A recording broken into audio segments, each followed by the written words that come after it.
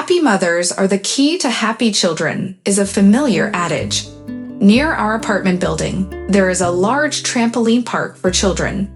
Whenever we have grandchildren, we often take them there for some fun. It's always bustling with kids of different ages. On this particular occasion, as I passed by after visiting a friend, I couldn't help but be captivated by the sight of these playful children. I decided to settle on one of the nearby benches designated for parents near the trampoline area.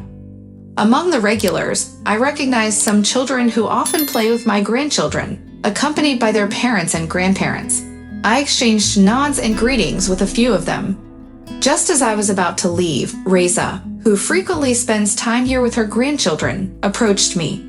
Reza was always cheerful, and I perceived her as one of the happiest individuals in the world due to her consistently positive demeanor. "Hello," Reza greeted me cheerfully, taking a seat beside me and glancing at the frolicking grandchildren on the trampolines. "Good day," I replied with a smile. "Why don't I see your little ones today?" Reza inquired, casting her gaze over the children playing nearby. "I'm here without them today. I was just passing by and decided to take a brief rest," I explained. "I see," Reza responded, still wearing her familiar smile. "We're here with the whole group on our outing. We haven't seen you in almost a week," she added as her granddaughter sniffled momentarily before returning to her energetic play. Reza and I were acquaintances, our interactions limited to the casual exchanges of "hello," "long time no see," "the weather is lovely today," and "what a joy it is to have grandchildren nearby."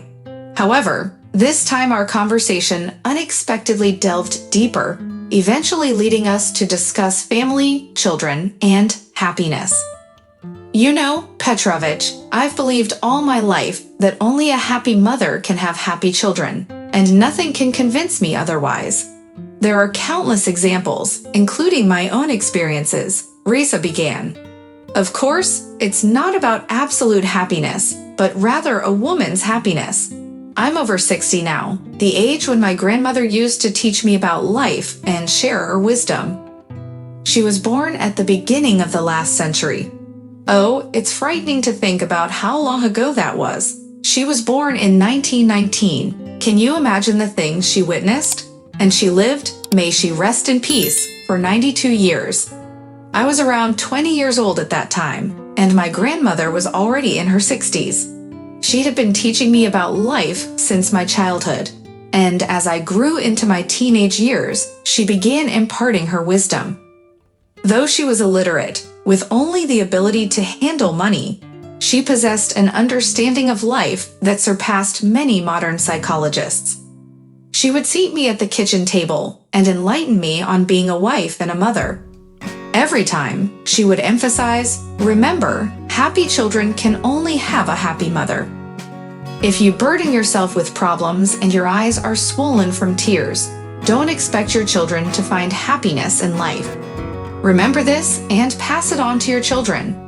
Since my adolescence and up until now, I have always been amazed by my grandmother's optimism and unwavering belief that she was happy. Even in situations that would leave others despondent, in despair, or falling apart, my grandmother remained steadfast. My mother was the third of her 4 children. She had 2 older brothers and a younger sister. My grandmother endured the most agonizing experience a mother can go through. She buried 2 of her sons. She grieved, naturally, but quietly and in her own way. She allowed herself to cry only at their funerals. Then she would sit me down in the kitchen again and teach me, saying, "I am a fortunate mother. I protected all my children even during the war. I stepped in as their father and raised them. I may be illiterate, but I educated my children and made them good people. And if God took them before me, well, it's His decision to measure their time on earth. One day, we will reunite, and my sons have left behind grandchildren. If it's God's will, I may even see great-grandchildren. Isn't that happiness?" It's worth mentioning that although our family's fate was often fraught with challenges, I always believed we were a happy family. We always stood united, whether in times of joy or when combating life's adversities. My grandmother served as the central figure, the force that bound us together. It seemed as if she possessed the answers to all of life's questions and could find solutions even in the most desperate situations. When my father passed away, my mother sank into despair. To be more precise, she turned to drinking. When my grandmother discovered this, she took my mother to her village and kept her there for almost a year. And when my mother returned, she came back transformed, and I dare say happy. My grandmother had shielded her from all her relatives. I was already an adult at the time, around 25, and even I wasn't allowed to see my own mother. I don't know what my grandmother did, but my mother returned as a completely different person. Within 6 months, she found a new partner, and within a year, she remarried. From that point forward, she radiated happiness until her final day. Then, misfortune struck my life's door. I was still a young woman, not even 27 years old, and it was the mid-80s. I had 2 children in my arms and was happily married. In the morning, I bid farewell to my husband as he left for work, but 4 hours later, I received the devastating news of his passing in the workshop. Where did my happiness go at that moment? Grief, despair, and tears consumed me. But guess what, Petrovich? Was my grandmother defeated? No, not at all. She took in my young children and declared, "I won't return them to you until you find happiness." Don't let my great-grandchildren grow up in unhappiness. I'll only bring them back when I see and feel your happiness.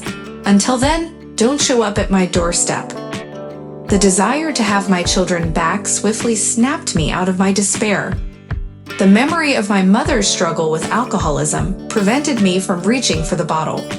That's when I began contemplating what happiness truly meant for me. The answer was clear: my children. So why had I succumbed to hysterics and panic? 6 months of mourning had passed, and I noticed that my children had become irritable and lethargic. It was then that my grandmother said, "I don't care if you're with a man or not. As soon as I witness your happiness, I will return the children. Until then, don't come knocking on my door." The longing to reunite with my children quickly brought me back to my senses. Although memories of my deceased husband still lingered, my perspective had changed. I realized what true happiness was and how I wanted to imbue my children with it. I'm still with the same man today, and I can confidently say that my grandmother was right. And now, as my children have grown up, it is their turn to forge their own path to happiness. My daughter married for love at a young age. She lived with her husband for 5 years, had a child, and then her husband left them. My eldest son also had 2 children with his wife, who already had a child from a previous relationship. But what happened next? My daughter began to believe that she couldn't live without a man, and my son and daughter-in-law yearned for a better life, dreaming of buying a house and everything that comes with it. I could see that neither my daughter nor my son were experiencing happiness. I wondered how this could be. I am a happy mother, so why are my children not happy? That's when my grandmother's wise words echoed in my mind. A clear-headed happy mother always has the answers to life's questions. And the most important thing for any happy mother is to ensure the happiness of her children. And here is the outcome, so to speak. I am now raising 4 grandchildren. My daughter is still searching for her happiness, while my son and daughter-in-law are working hard. I can't claim that they are currently happy, but I hold on to hope that happiness will find them soon. Each of them knows what they need to be happy, and they are striving towards it. And what about me? Aren't they my happiness? Just look at my grandchildren. Who knows what the future holds for them, what fate they will encounter. But for now, they are happy. And when their parent sees hold of their own happiness, they will be even happier. And you, Reichka, have continued to multiply your grandmother's wisdom, I remarked with a smile as Rhea finished recounting her life story. What do you mean? Rhea asked, surprised.